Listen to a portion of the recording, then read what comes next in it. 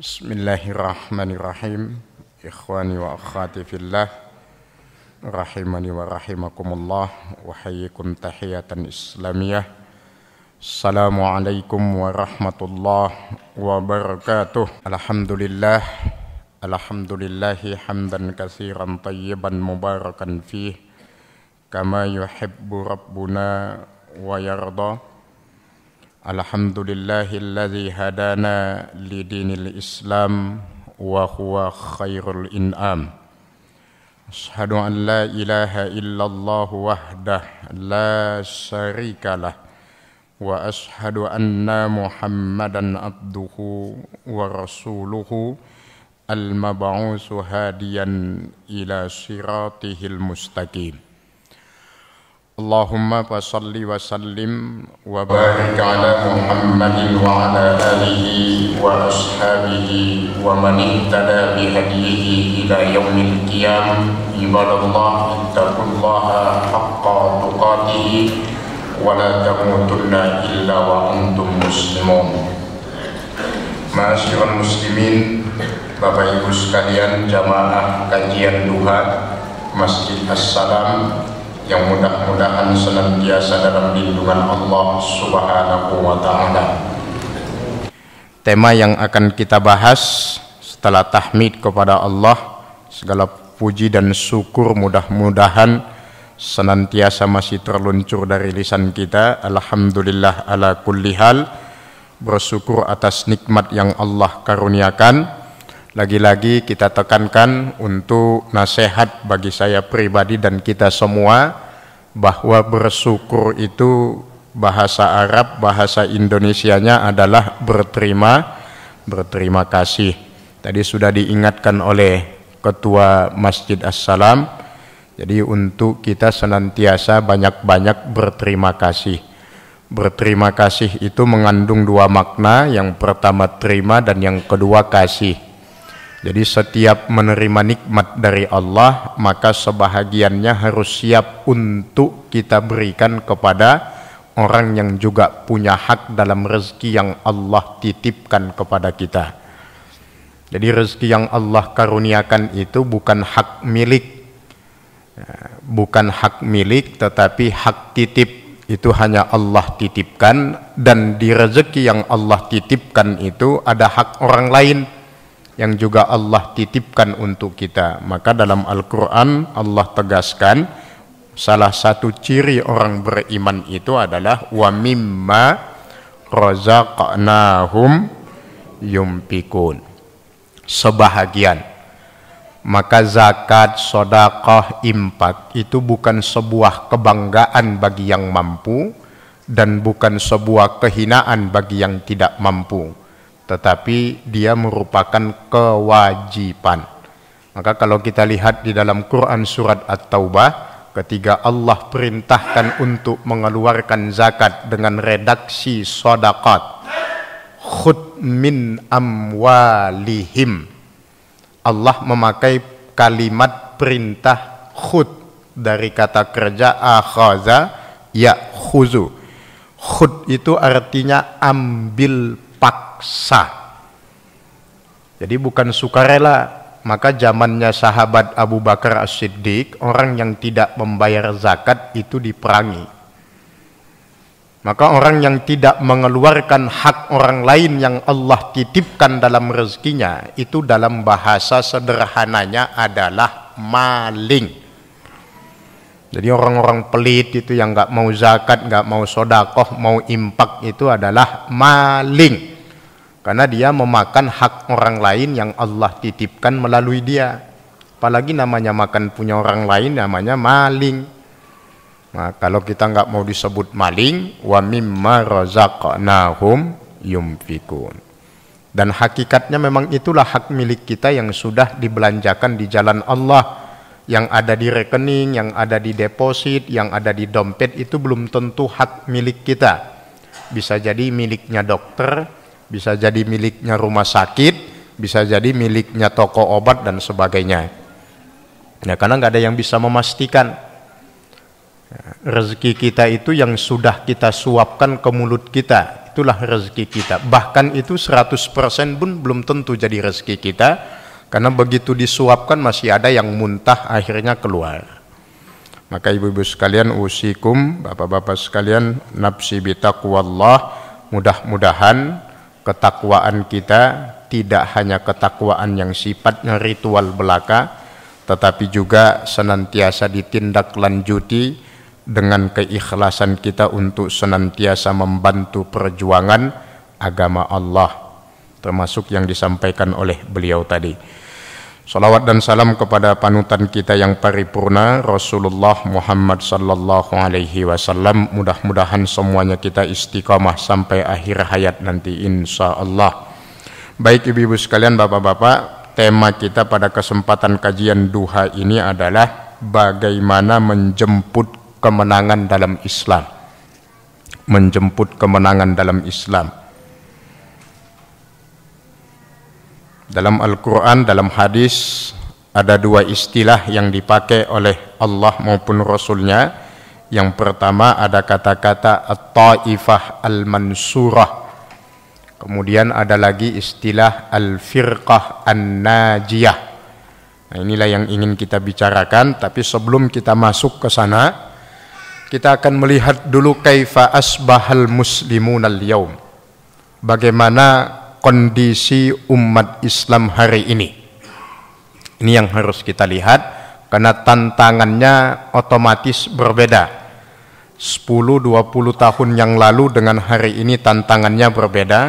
Maka landasannya adalah Quran surat As-Saff, surat yang ke-61 ayat 8 sampai dengan 9. Quran surat yang ke-61 ayat yang ke-8 sampai dengan 9.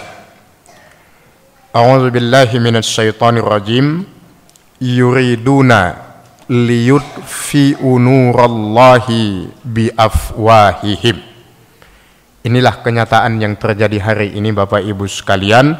Yuriduna liyutfi'u nurallah.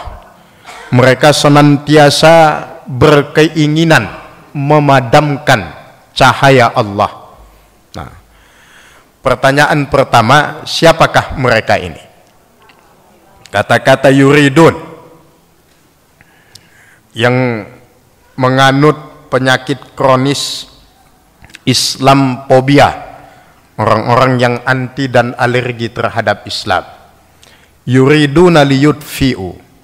Mereka senantiasa berkeinginan untuk memadamkan cahaya Allah. Kata-kata mereka di sini, Bapak Ibu sekalian yang Allah muliakan, itu tidak hanya mereka yang ada di luar Islam, yaitu kaum kuffar dan Nasara, Yahud wan Nasara. Tetapi yang lebih berbahaya dari itu semua adalah mereka al-munafikun dan juga al-fasikun. Orang-orang munafik dan orang-orang fasik yang menjadi benalu di dalam tubuh umat Islam. Maka sedikit kita perdalam kata-kata iman. Iman itu dimensinya ada 3. Yang pertama, tasdikun bil qalbi, yang kedua ta'bir bil lisan, dan yang ketiga al-amalu bil jawarih. Itu tiga-tiganya harus berpadu dalam kehidupan seseorang yang mengaku beriman kepada Allah. Sebab kalau hanya pembenaran di dalam hati saja itu tidak cukup. Ada contoh sejarah yang sudah jelas, yaitu Abu Thalib, paman Nabi. Betapa sungguh hati beliau membenarkan risalah yang dibawa keponakannya Rasulullah. Al-amalu bil jawarih, dalam kehidupannya terbukti Abu Thalib itu membela perjuangan Rasulullah. Bahkan beliau menjadi perisai hidup dari setiap ujian yang dihadapi oleh Rasulullah dari kafir Quraisy.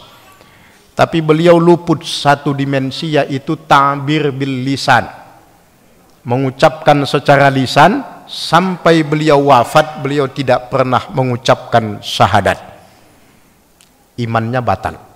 Padahal hatinya membenarkan, perilakunya menunjukkan bahwa beliau itu beriman.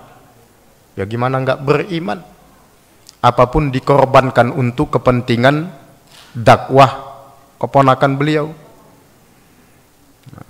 Ada lagi orang yang di dalam hati dibenarkan, dalam perbuatan juga muncul. Contohnya dedengkot munafik. Siapa namanya? Ubay. Hatinya membenarkan, perilakunya juga. Tetapi perilakunya membenarkan, lisannya juga mengucapkan, tapi hatinya tidak membenarkan. Itu kan orang munafik. Sebaliknya, kalau hatinya membenarkan, lisannya mengucapkan, tetapi iman itu tidak terbukti dalam kehidupannya, itu namanya fasik. Orang-orang fasikun. Jadi hatinya beriman, lisannya mengucapkan, tapi perilakunya berbeda dengan keimanannya. Itu namanya fasik. Maka ketiga-tiganya harus berpadu, hati membenarkan, lisan mengucapkan, dan terbukti dalam kehidupan. Itulah yang disebut dengan iman. Nah, jangan sampai kita termasuk ketiga contoh tadi. Jadi orang-orang munafik. Nah, orang-orang munafik ini di dalam Islam ini, yang menjadi benalu ini Bapak Ibu sekalian, memproduk 3 paham yang sekarang itu coba dimasukkan ke dalam kehidupan umat Islam. Ini orang-orang munafik yang berbahaya ini. Golongan munafik ini seperti JIL, Jaringan Islam Liberal, kemudian ada JIM, Jaringan Islam Moderat, kemudian ada JIN, Jaringan Islam Nusantara, macam-macam. Komunitas-komunitas yang begini ini jualannya cuma 3. Yang pertama namanya liberalisme, kebebasan sebebas-bebasnya. Itu yang mereka ingin terapkan dalam hidup ini, tidak ada aturan yang baku. Maka mereka memproduk, menulis namanya buku fikih lintas agama. Orang-orang JIL kan membuat itu, buku fikih lintas agama. Jadi liberalisme, bebas nilai. Jadi kebebasan yang sebenarnya itu menurut mereka adalah kebebasan yang tanpa aturan, sesuai dengan syahwat dan nafsu manusia. Ya, semuanya free, termasuk bebas untuk menentukan pilihan masing-masing. Tapi memilihlah sesuai dengan tuntunan Allah dan Rasulnya. Kita kalau sudah bicara kebenaran, bicara keadilan, bicara baik buruk, itu jangan pakai standar perasaan dan hukum otak manusia. Tetapi kita harus memakai hukum Allah dan Rasulnya. Jadi jangan menurut saya, menurut kita, menurut mereka dan sebagainya. Tetapi yang dipakai adalah standar Allah dan Rasulnya. Kalau sudah bicara tentang kebaikan, kebenaran, keadilan, dan seterusnya.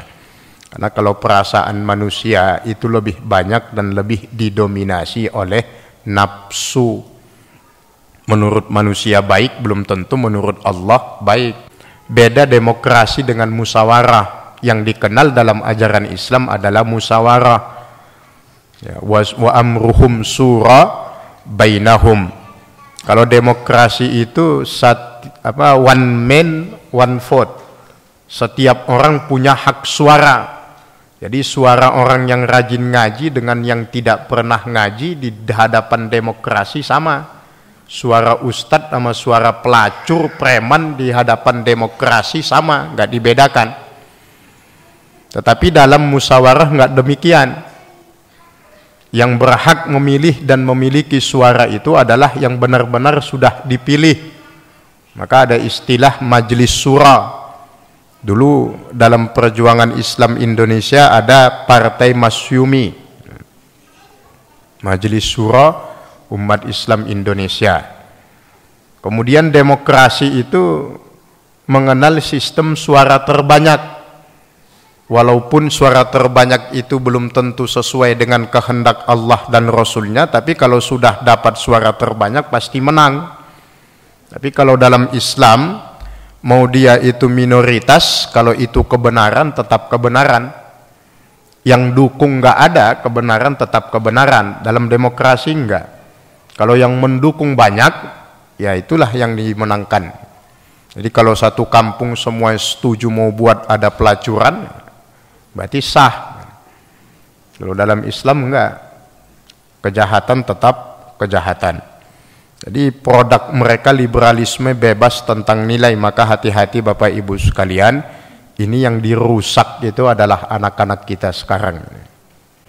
Dan satu-satunya yang harus kita takutkan dalam kehidupan ini, min kibalillah ayyakhuzal imana minhu. Yang paling kita takutkan dalam hidup ini ketika Allah mencabut keimanan itu dari dalam kehidupan kita. Orang-orang seperti itu kan sedang dihinakan, cuma dia nggak sadar. Allah cabut keimanan itu. Nauzubillah, jangan hanya karena masalah duniawi semata kita menghalalkan segala cara termasuk yang sudah Allah dan Rasulnya haramkan. Jadi liberalisme. Yang kedua, mereka jualan pluralisme, Pak. Pluralisme itu dengan pluralitas berbeda. Kalau pluralitas itu keberagaman. Tetapi hati-hati, ada istilah yang diselewengkan di Indonesia sekarang. Komitmen kita rakyat Indonesia itu adalah Bhinneka Tunggal Ika. Kalau kebinekaan itu tagline-nya komunis, Pak. Jadi bukan kebinekaan, mari kita rawat kebinekaan. Bukan, kebinekaan itu sebuah keniscayaan. Yang terpenting itu bagaimana menjaga persatuan di dalam kebinekaan. Maka Bhinneka Tunggal Ika itu dalam konteks nasionalnya. Nah, dalam masalah agama kita juga harus hati-hati membedakan pluralitas dan pluralisme. Kalau pluralitas itu sunnatullah, bahwa manusia ini Allah ciptakan dengan latar belakang yang berbeda, sampai perbedaan dalam masalah keyakinan, itu sunnatullah. Yang tidak diterima dalam ajaran agama kita adalah pluralisme agama, sebuah pemikiran yang mengatakan semua agama itu benar. Itu yang haram. Sekarang kan banyak ini, Bu. Ini hati-hati anak-anaknya yang masih kuliah. Hati-hati Bapak Ibu. Hati-hati, itu di kampus-kampus sekarang lagi marak-maraknya apa yang disebut dengan sistem pendidikan multikulturalisme namanya. Itu sekarang sudah menjadi program pemerintah, kita nggak tahu apa alasannya. Jadi sekarang itu di kampus-kampus, di sekolah-sekolah bahkan tingkat menengah ke atas, itu ada doktrin, jangan Anda merasa benar sendiri. Jangan Anda merasa agama Anda paling benar sendiri. Itu kan namanya pluralisme agama. Umat Islam gak boleh punya pikiran yang begitu. Bahwa Islam itu satu-satunya agama yang benar, itu wajib kita yakini sepenuh hati. Yang tidak meyakini Islam itu agama yang paling benar, itu bisa murtad itu. Karena yang mengatakan Allah innad dina indallahil Islam, wajib. Dan kalau ada yang menentang, ada yang memprotes, Anda jangan merasa benar sendiri, itu harus dilawan. Karena menegakkan izzah agama, kemuliaan agama, menjaga kemuliaan agama itu kewajiban kita. Agama Islam agama yang paling benar menurut saya. Ya, kalau menurut pemeluk agama yang lain agamanya yang paling benar, ya silahkan. Kita tidak boleh mencampuri urusan agama orang lain. Maka tegas Allah sampaikan dalam Al-Quran, wala tasubbu alihatahum. Jangan Anda menghina Tuhan mereka. Ya, yang boleh itu menghormati, menghargai keyakinan atau agama orang lain tanpa harus membenarkannya. Itu prinsip pluralitas dalam Islam. Jadi jangan sampai kebablasan kita membenarkan agama orang lain. Oh iya, agama lain juga benar. Karena sekarang ada ajakan memakai ayat Al-Quran surat Al-Baqarah, ta'alau ila kalimatis sawa bainana wa bainakum.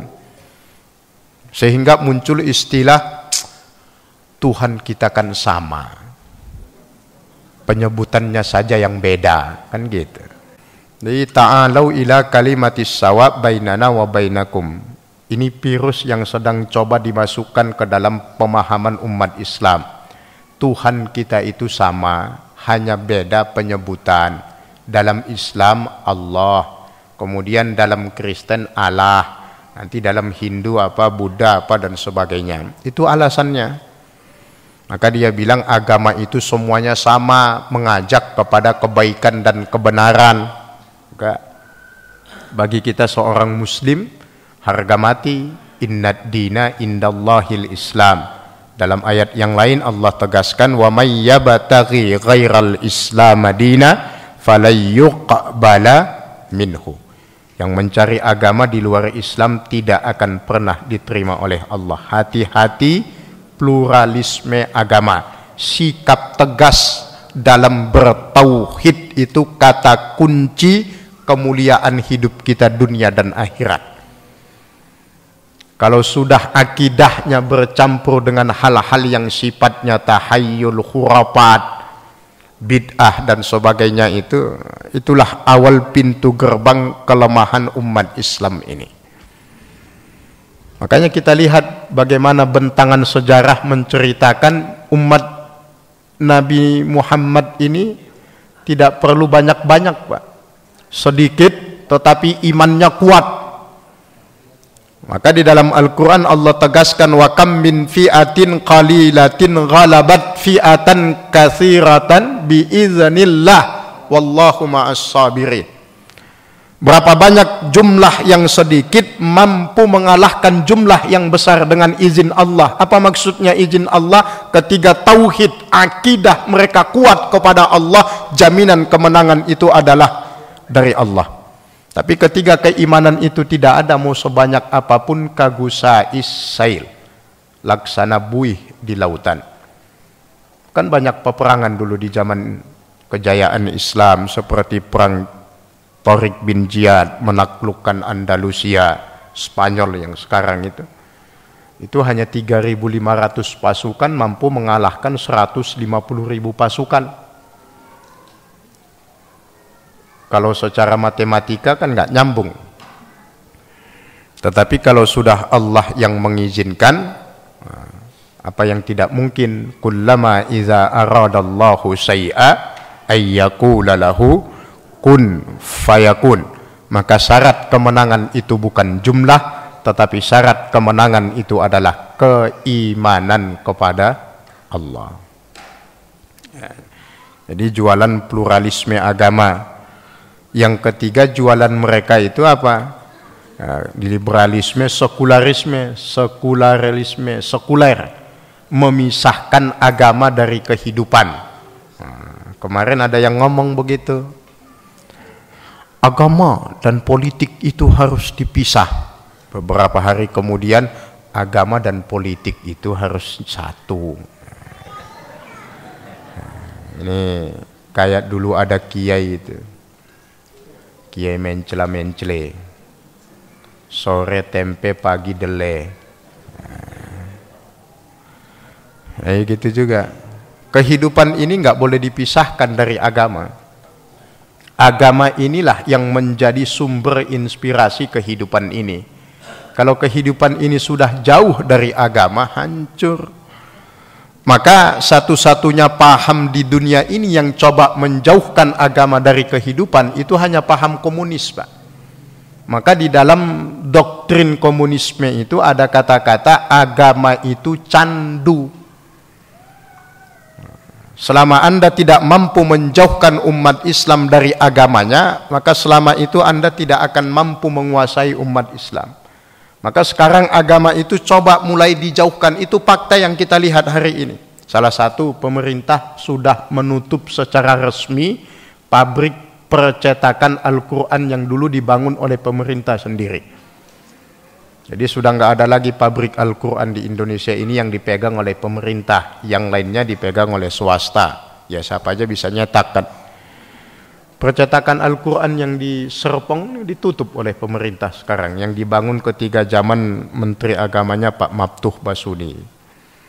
Kemudian undang-undang yang menyangkut tentang masalah agama sekarang nggak ada yang dibahas di DPR itu.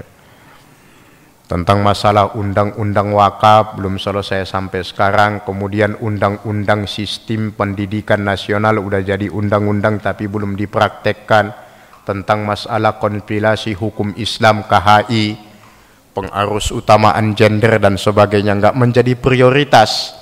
Karena kelihatannya sekarang agama itu bukan sesuatu yang diutamakan. Nah, inilah awal mungkin kehancuran suatu bangsa ketika mereka telah mencoba untuk menyingkirkan agama dari kehidupannya. Itu awal kehancurannya. Paman a'rada an zikri fawalahu ma'isyata donka. Allah tegaskan, jika Anda coba-coba berpaling dari mengingatku, kata Allah, maka kesempitan hiduplah yang akan Anda dapatkan. Semakin jauh dari agama bukan semakin membuat sebuah negara akan bangkit dan maju, tetapi akan semakin hancur. Contohnya Turki yang menerapkan sekularisme justru membuat dia babak belur, hancur.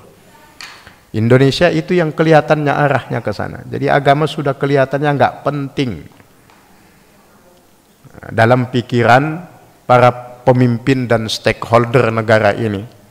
Nauzubillah, buktinya dimarginalkan umat Islam yang benar-benar berjuang menegakkan keadilan, malah ditangkap-tangkapin dengan tuduhan makar. Yang benar-benar menista agama malah cuma dihukum setahun dengan masa percobaan 2 tahun. Sama aja namanya bebas begitu itu. Jadi bapak-bapak sekalian, tentang masalah sekularisme itu tidak boleh. Karena prinsip dalam agama kita, dalam Quran surat Al-Baqarah 208 itu tegas Allah katakan, ya ayyuhalladzina amanu dukhulu bis-silmi. Jadi bukan sekularisme tetapi totalitas kehidupan. Ya, Islam lahir batin. Islamnya tidak hanya dipakai dalam ibadah saja, tetapi juga Islamnya yang menjadi panduan dan acuan dalam setiap kehidupannya. Maka hati-hati, Al-Maidah ayat berapa? 52, wa may yartadda an dinihi. Hati-hati, wa may yartadda an dinihi. Allah memakai subjek huwa, tunggal dia, wa may yartadda. Jadi setiap individu yang murtad an dinihi, dari agamanya. Kenapa Allah memakai kata-kata din? Karena agama Islam dengan dinul Islam itu berbeda. Jauh bedanya. Kalau agama Islam itu definisinya hanya agama yang berisi ritual. Tapi kalau sudah bicara dinul Islam, kita melihatnya bukan hanya sebatas agama yang penuh dengan ritual, tetapi juga agama yang menjadi sistem dalam kehidupan. Maka makna kata-kata murtad dari agamanya bukan hanya yang tidak sholat, yang tidak beriman, yang ini, tapi orang yang tidak mampu menerapkan Islam dalam kehidupannya, itu masuk kategori murtad dari agamanya. Minimal dia tidak setuju terhadap ajaran agamanya. Dengan kata-kata, jangan bawa-bawa agama ke dalam politik. Itu bisa murtad itu. Walaupun kita belum bisa mempraktekkan sepenuhnya, tetapi keyakinan itu harus tetap kita jaga. Hati-hati Bapak Ibu. Jadi jangan sampai kita murtad dari agama kita. Contoh kecilnya mungkin seperti ibu-ibu, ada yang sudah menutup aurat, berhijab secara syar'i, ada yang masih sekedarnya. Yang masih berhijab sekedarnya, jangan memandang sinis kepada ibu-ibu yang sudah berhijab secara syar'i. Karena bagaimanapun Anda yang tidak mampu, jangan ketidakmampuan Anda membuat Anda tidak setuju terhadap syariat itu. Ini yang jadi masalah. Kalau masalah kita tidak mampu itu urusan lain. Kita belum mampu melakukan. Tapi jangan sampai kita tidak mengatakan itu bagian daripada syariat dan sunnah Nabi. Itu yang jadi masalah. Sudah nggak ngerjakan, menghina lagi. Jenggot itu bagian dari sunnah Nabi. Masalah bapak tidak punya jenggot itu takdir. Jadi nggak usah alergi kalau ngelihat orang punya jenggot. Ya nggak? Ya, itu dua hal yang berbeda, harus kita pisahkan antara ketidakmampuan dengan ketidaksetujuan. Walaupun nggak mampu, harus tetap setuju kalau memang itu bagian dari ajaran agama kita. Nah, secara bertahap nanti akan mampu. Jadi yuriduna liyudfi'u nurallah. Jadi yang dimaksud mereka di sini adalah orang-orang yang ingin memadamkan cahaya Allah itu tidak hanya di luar Islam, tetapi yang paling terbanyak adalah justru orang-orang Islam itu sendiri, karena itu sudah menjadi target mereka sejak lama. Mereka ini adalah orang-orang yang tidak suka terhadap Islam, memusuhi Islam, Yahudi dan Nasrani itu. Target mereka dari dulu bukan memurtadkan umat Islam dari agamanya, itu nggak penting lagi. Tetapi strateginya sudah berubah, biarkan saja umat Islam tetap Muslim, tetap Islam agamanya, tapi kotori, rusak pola pikirnya, agar kelak lahirlah generasi-generasi Islam yang tetap beragama Islam tapi benci dan memusuhi agamanya. Itu yang mereka butuhkan sekarang. Itulah yang istilah muspir itu, muslim tapi kafir, atau MCK, muslim campur kafir.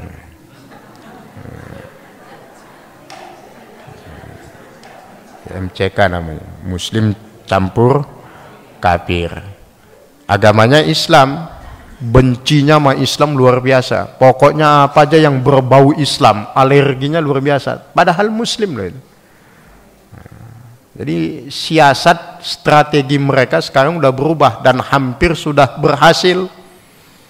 Jadi tetap aja Indonesia ini mayoritas Muslim, nggak apa-apa. Sensus penduduknya kan yang ditanya KTP kan. Ya, tetap aja mayoritas Muslim, tetapi itu hanya di permukaan, bawahnya semuanya keropos.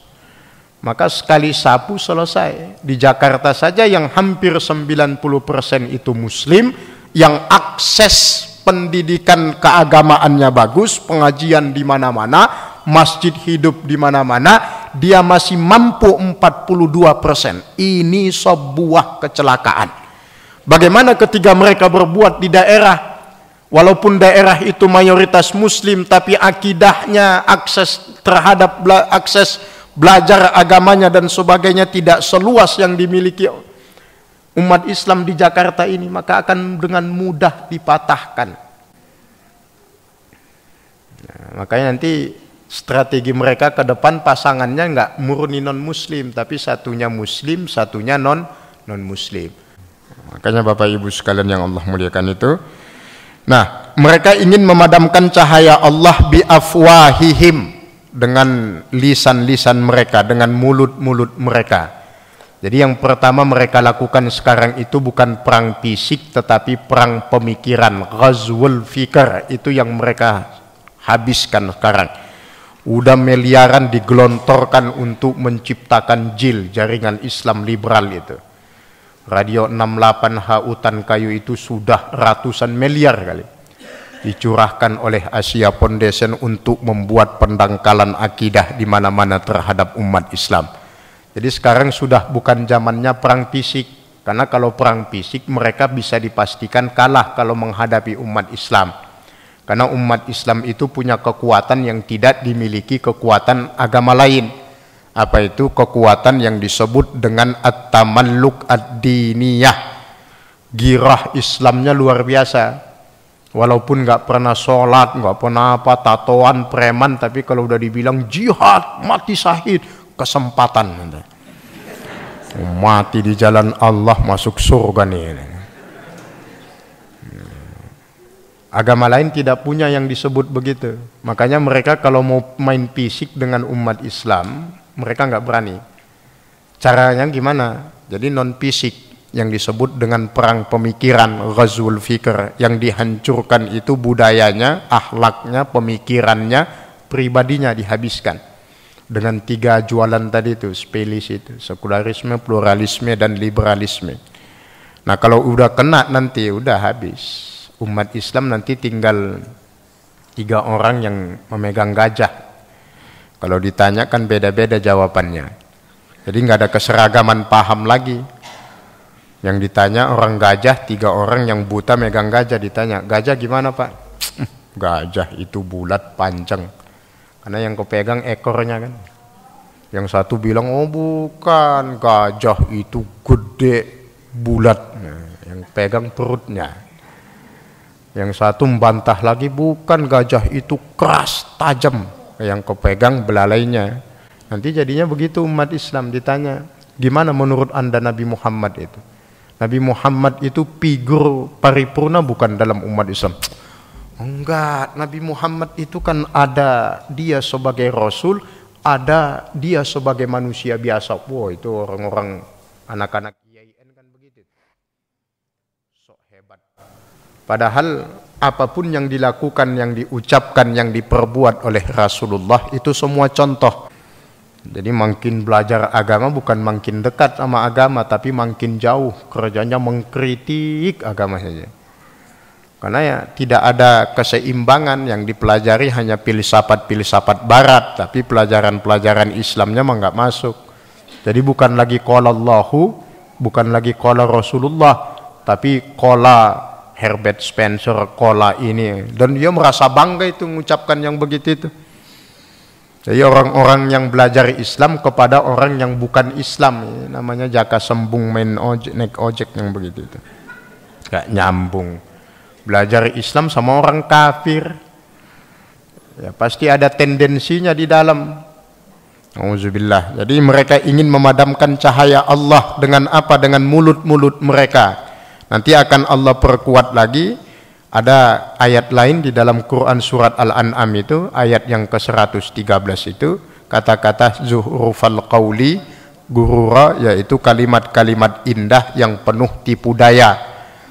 Jadi jangan salah Bapak Ibu, mereka tidak main kontak fisik dengan umat Islam, tetapi adalah ghazwul fikr. Maka hati-hati, ketat diawasi anak-anak kita.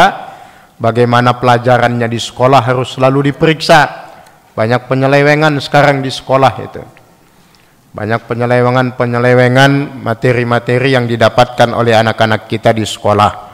Pertanyaannya kadang-kadang secara tidak sadar, anak-anak kita yang masih lugu itu bisa membuat mereka jadi keluar dari keyakinan Islamnya. Nauzubillah. Nah, mereka ingin memadamkan cahaya Allah dengan mulut mereka, tapi wallahu mutimmu nurih. Tapi Allah akan tetap menyempurnakan agamanya. Bagaimana Allah membela agamanya? Bagaimana Allah memenangkan agamanya?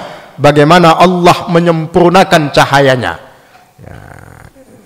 Imam Ibnu Katsir dalam tafsir beliau mengatakan yang pertama, Allah menjaga Islam itu dengan menjaga kemurnian sumber Islam itu, yaitu Al-Quran. Quran surat Al-Hijr. Inna nahnu nazzalna zikra wa inna lahu. Dari dulu yang gak bisa mereka serang itu Al-Quran. Tapi sekarang mereka gak menyerang kontennya, tapi menyerang keimanan, pemahaman umat Islam terhadap Al-Quran. Saya mau tanya Bapak Ibu. Menurut Bapak Ibu sekalian, Al-Quran itu suci atau dianggap suci? Nah, kalau bahasa sederhananya, bukti kesucian Al-Quran itu dia memiliki bahasa asli semenjak dia diturunkan sampai kiamat dunia ini, bahasanya tetap asli, yaitu bahasa Arab. Kalau yang lain berubah-berubah tuh Pak. Kalau bahasa Al-Quran bahasa Arab, coba Bapak baca Al-Quran di Afrika dengan Al-Quran yang ada di Indonesia, bahasa Arabnya sama itu. Jangankan maknanya, panjang pendeknya aja sama, barisnya sama. Itu yang coba diselewengkan sama orang-orang Syiah dengan mengeluarkan Al-Quran versi mazhab Mushaf Fatimah. Jadi karena Quran yang ada di tangan kita sekarang kan semua di dunia ini mayoritasnya Mushaf Utsmani. Jadi mereka mengeluarkan Al-Quran ala Mushaf Fatimah. Itu Itu banyak barisnya yang dirubah-rubah. Uniknya bahasa Arab itu, barisnya saja berubah. A jadi I jadi U, itu sudah beda artinya. Nah, Al-Quran itu punya bahasa asli. Kalau kitab-kitab yang lain nggak bisa dikatakan suci, Pak, karena dia tidak memiliki bahasa yang asli. Dan setiap berpindah dari satu bahasa ke bahasa yang lain, maknanya jauh beda. Coba Bapak bandingkan kalau Bapak punya Injil, Injil yang bahasa Indonesia dengan Injil yang bahasa Inggris. Wah, jauhnya luar biasa itu artinya, Pak. Nggak sama. Tapi kalau Al-Quran tetap sama, terjaga keasliannya. Itu bukti yang paling otentik bahwa Al-Quran itu memang benar-benar kitab suci. Yang lain apa, Pak? Yang paling objektif satu lagi, di dalam Al-Quran itu tidak ditemukan pertentangan, kontradiksi antara satu ayat dengan ayat yang lain. Cari Bapak Ibu sekalian. 6.666 ayat Al-Quran, satu pun gak ada yang tabrakan. Tidak ada kontradiksi dalam Al-Quran. Satu ayat menguatkan yang lain, ayat yang lain melengkapi yang lain. Tapi kalau di dalam kitab-kitab suci yang lain, perjanjian lama dengan perjanjian baru saja udah jauh bedanya. Nggak ada kontradiksi. Dan sesuai sekali dengan fitrah manusia, itulah hebatnya Al-Quran. Maka dia hudal linnas sekaligus hudal lil muttaqin. Al-Quran itu tidak hanya menjadi petunjuk bagi yang bertakwa, juga menjadi petunjuk bagi manusia. Siapa saja yang mampu menggali Al-Quran, dia akan mendapatkan manfaat yang luar biasa. Emang orang-orang yang bisa keluar angkasa itu pakai teori mana Bapak Ibu? Al-Quran, Pak. Surat Ar-Rahman itu. Ya ma'syaral jinni wal insi in istata'tum an tanfuzu min aqtaris samawati fanfuzuhu la tanfuzuhu illa. Kata-kata sultan itu yang mereka bahas itu. Sultan itu kekuatan. Kekuatan apa? Ini yang mereka gali. Kekuatan ilmu pengetahuan. Ada garansi dari Allah. Kalau Anda punya kekuatan itu, Anda akan mampu menembus langit ini. Ditembus beneran. Maka dia tidak hanya hudal lil muttaqin, tapi hudal linnas. Maka ada istilah sekarang, saya melihat Islam itu ada di Amerika, di Eropa, dan di Australia. Itu kata-kata Syed Tontowi Grand Syekh Al-Azhar dulu ketika berkunjung ke Indonesia. Beliau mengatakan, Ra'aitul Islam fi Uruba la fi Syarqil Awsat. Saya melihat Islam itu justru ada di Eropa, bukan malah di Timur Tengah. Maksudnya beliau itu apa? Nilai-nilai ajaran Islam itu justru di sana dijaga dan dipraktekkan. Di negara-negara yang Islam malah menjauh dari nilai-nilai Islam itu sendiri. Maka kalau kita membaca kitabnya karangan Syekh Syakib Arsalan, Syekh Syakib Arsalan itu menulis buku Limadza ta'akhkharal muslimuna wa taqaddama ghairuhum. Kenapa umat Islam terbelakang sementara yang lain maju? Jawaban beliau, li'anna a'maluna a'maluhum wa a'maluhum a'maluna. Umat Islam itu mundur karena meninggalkan agamanya, umat lain itu maju karena meninggalkan agamanya. Orang-orang Kristen itu baru bisa maju peradabannya di Amerika, di Eropa, ketika mereka sudah mulai keluar dari dogma agamanya. Sebaliknya umat Islam mengalami kemunduran karena dia menjauh dari agamanya. Pekerjaan kita mereka kerjakan, pekerjaan mereka kita yang ngerjakan. Jadi kita menjauh dari agama kita, makanya kita mundur. Mereka maju karena menjauh dari agamanya. Kalau negara maju, semakin maju negara itu bukan semakin malah fanatik, mereka malah makin nggak percaya, malah Islam yang berkembang di sana. Karena memang udah janji Rasulullah, udah jaminan Rasulullah 1438 tahun yang lalu, bahwa la dina liman la aqla lahu. Agama Islam itu hanya bisa diterima oleh mereka yang punya akal. Maka Islam itu akan mudah dipeluk oleh siapapun jika pendekatannya pendekatan keilmuan. Maka ilmu di dalam agama kita itu ditempatkan pada posisi yang sejajar dengan keimanan. Semakin bodoh seseorang, makin jauh dari Islam itu. Makanya coba kita lihat faktanya, orang-orang yang murtad dari Islam itu mayoritas secara ekonomi dan pendidikan pasti menengah ke bawah, Pak. Bahkan banyak yang di bawah, bukan kita menghina loh. Tapi faktanya begitu.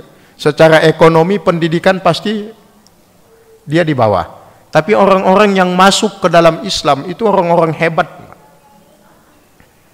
Orang-orang hebat, orang-orang yang punya pengaruh.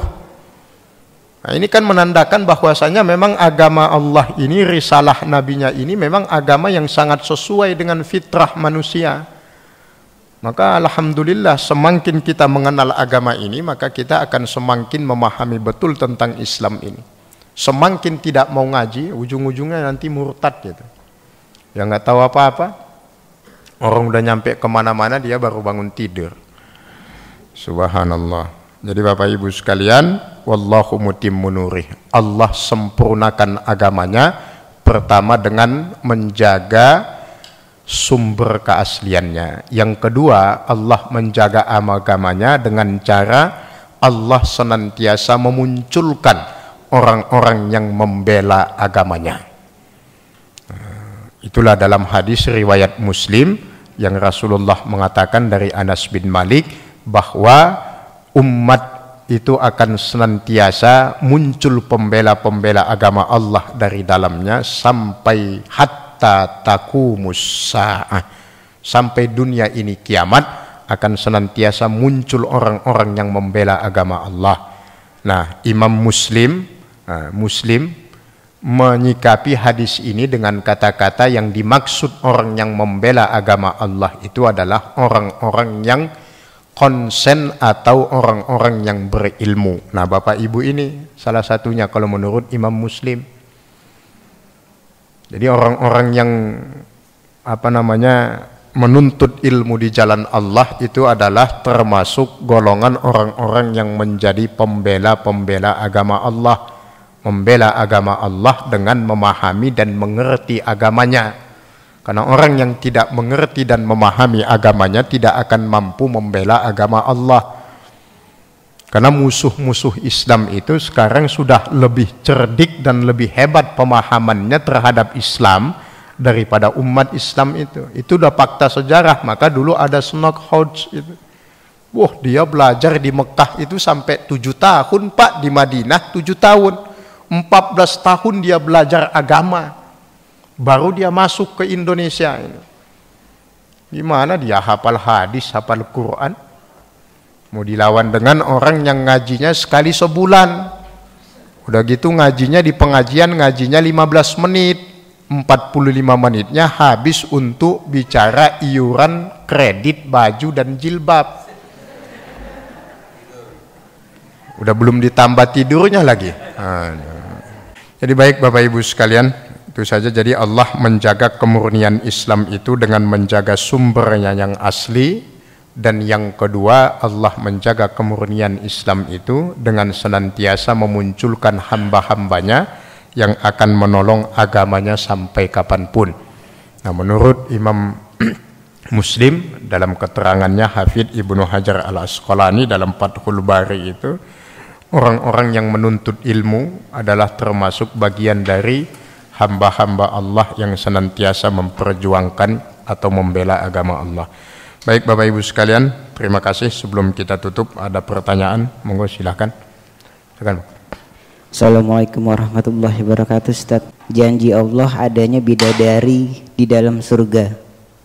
Misalkan di An-Naba digambarkan bidadarinya itu masih sebaya, di Al-Waqiah digambarkan masih perawan, dan masih banyak lagi di surah-surah lain seperti Ar-Rahman, Ar-Safat sama Al-Dukhan. Lalu si penanya ini nanya, kalau memang Allah menjanjikan ada bidadari, kenapa saat Adam diciptakan Adam sendirian dan Allah menciptakan bidadari justru istrinya, pasangan Adam itu dari dirinya Adam sendiri. Misalkan dia bawa surah kayak An-Nahl ayat 72, Zumar ayat 6, An-Nisa ayat 1. Jadi sama aja Allah tuh menjanjikan hal yang belum terbukti gitu. Itu kalau mendapat pertanyaan seperti itu bagaimana Ustadz menjawabnya Ustadz? Baik, makasih Bapak Ibu sekalian. Tentang janji Allah dalam Al-Quran, itu nanti kalau antum mau yang memperdalam yang begitu, nanti antum cari buku judulnya An-Naqdu Anil Quran, kritik terhadap Al-Quran. Itu buku yang ditulis seorang liberal berkebangsaan Mesir, namanya Hasan Hanafi. Itu asalnya dari sana semua itu. Jadi orang yang pertama menulis tentang kritiknya dia terhadap Al-Quran itu, yaitu orangnya Hasan Hanafi itu. Udah wassalam, sekarang lagi dibejak-bejak menungkar nangkir. Jadi orang-orang yang coba-coba mengkritik Al-Quran, nanti ya, kalau antum menghadapi orang yang begitu, lihat dulu dia itu nanya serius apa hanya menguji. Karena orang yang coba-coba mengkritik Al-Quran kalau tidak paham tentang ilmu tafsir, bahaya. Jadi ada dua penyikapan kalau kontradiksi kalimat, kemudian tentang masalah ayat, ada tafsir, ada takwil. Dalam Al-Quran itu tidak semuanya bisa ditafsirkan, tetapi ada yang bisa ditakwil. Contohnya kalimat yadullah fauqa aidihim. Itu nggak bisa diterjemahkan bahwasanya Allah itu punya tangan seperti tangan manusia, bukan. Kata-kata tangan di situ bisa ditakwil, bisa juga tidak. Jadi seperti kata-kata bidadari di dalam surga, apakah itu ada bidadari? Itu adalah takwil, tamsil di dalam Al-Quran yang tidak bisa dimaknai secara letterlek, harfiah begitu. Banyak bidadari di dalam surga, itu hanya tamsil, perumpamaan. Sama seperti kata-kata surga itu selalu diikuti dengan kata-kata ada sungai mengalir di bawahnya, kan itu. Apa memang begitu bentuk surga itu? Wallahu a'lam bishawab. Tetapi itulah seni balaghahnya Al-Quran. Karena Al-Quran ini dulu turun di padang pasir yang begitu gersang, dan orang-orang yang sangat mendambakan adanya sumber air dan sungai. Jadi ketika Allah melukiskan demikian, itu terbayang sebuah keindahan itu. Itulah balaghahnya Al-Quran, kesempurnaan bahasa Al-Quran itu. Jadi dia harus memahami dulu. Kalau dia bilang, oh kok Nabi Adam gak dipasangkan dengan bidadari, kok malah diciptakan Hawa? Ya manusia berpasangan dengan manusia, tidak bisa berpasangan dengan bidadari. Beda halnya kelak kita sudah di akhirat, bukan lagi. Alam itu ada tiga, Pak. Ada namanya alam nasut, yang kedua namanya alam malakut, yang ketiga namanya alam lahut. Ya, dunia ini disebut dengan alam nasut, alam fisika, fisiknya ada. Nanti ada namanya alam malakut, alamnya para malaikat. Manusia nggak bisa tembus ke sana. Yang ketiga namanya adalah alam lahut, jadi alamnya ketuhanan. Itulah aras, sidratul muntaha, mustawa dan sebagainya. Nah, sekarang manusia berada di alam nasut ini. Jadi nakdun itu antum perdalam, nanti antum baca di situ. Di toko buku banyak, di Wali Songo ada yang jual. Kritik, studi kritik terhadap Al-Quran. Di orang-orang yang suka nyinyir, mengkritik Al-Quran. Tapi kalau ada yang gitu ke antum, suruh dulu baca Quran. Jangan-jangan nggak bisa baca Quran, bisanya mengkritik aja. Yang begitu itu nggak harus ditanggapi dengan serius, karena kadang-kadang itu isengnya saja. Antum bilang ada tafsir, ada takwil, itu harus beda. Yang terakhir tadi suara rakyat, suara Tuhan. Jadi kalau ada yang mengatakan suara rakyat adalah suara Tuhan, ya belum tentu. Rakyat yang mana dulu? Kalau rakyat yang maksiat kepada Allah, maksud jadi suara Tuhan juga. Nah ini, jadi bawa-bawa nama Tuhan, suara rakyat, suara Tuhan. Jadi nanti kalau rakyatnya setuju ada pelacuran, berarti itu juga suara Tuhan. Wah, itu. Nah, makanya itu tagline yang nggak benar itu. Tapi kalau maksudnya itu kepentingan rakyat, susahnya rakyat, suara rakyat yang terzolimi itu adalah juga merupakan suara Tuhan, iya. Karena memang itu juga ada hadisnya, doa yang terzolimi itu tidak akan ditolak oleh Allah. Tapi jangan dikonotasikan oleh mereka bahwasanya suara rakyat itu pasti suara Tuhan. Kalau rakyatnya komunis semuanya, munafik semuanya, berarti Tuhannya munafik dong. Nauzubillah summa nauzubillah. Bagus itu Pak Haji, antum tanyakan, karena itu juga pendangkalan akidah itu. Bagian dari perusakan terhadap tauhid kita. Bukan suara Allah yang harusnya menjadi suara rakyat, itu yang benar. Bukan suara rakyat yang jadi suara Tuhan, tapi suara Tuhan yang harus menjadi suara rakyat. Jadi rakyat itu harus menyuarakan ajaran Tuhannya Allah, itu yang betul. Bukan malah Tuhannya yang ngikut sama ciptaannya, makhluknya yang harus ngikut sama Khaliknya. Jangan Khaliknya yang ikut sama makhluknya. Bapak Ibu sekalian, jazakumullahu khairan katsira atas atensi dan kehadiran dalam kajian kita pada kesempatan duha ini. Mudah-mudahan semuanya Allah karuniakan sehat walafiat, Allah berikan panjang umur dalam taat ibadah kepada Allah. Hadanallahu wa iyyakum ajmain. Kita tutup dengan kafaratul majlis. Subhanakallahumma wa bihamdika asyhadu an la ilaha illa anta astaghfiruka wa atubu ilaik. Assalamualaikum warahmatullahi wabarakatuh.